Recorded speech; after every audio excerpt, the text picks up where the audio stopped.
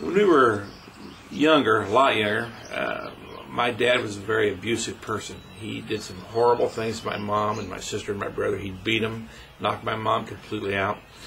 And Dan had to grow up with that. And he was 12 years old when my dad finally went to jail for the terrible things he did.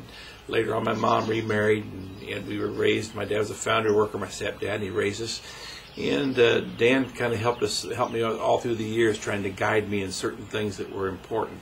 One of the things he and my stepdad and my mom taught me was that you never, ever give up. I can remember when Dan was about 17 or 18 years old, he told one of our relative family members, someday I'm going to go to Congress. And that individual laughed at him and said, "You got to be nuts. You'll never go to Congress." Well, he proved his point. He worked hard.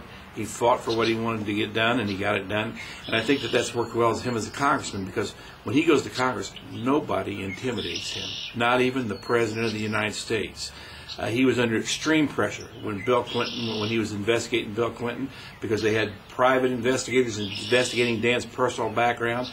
They even went back to times when Dan and I lived in Brightwood when Dan was 12, 13 years old, trying to find things to dig up about Dan. All that did was just get Dan to work a little bit harder, just enthuse him more to go after it and not to give up. That's just the way Dan is. And when he's in Congress, that's the way he's about issues. If he believes in something, it may not be the popular thing by the polls or what the people are saying, but he does what he really believes right. And most of the time, the people agree with him, and they think he is doing the right thing.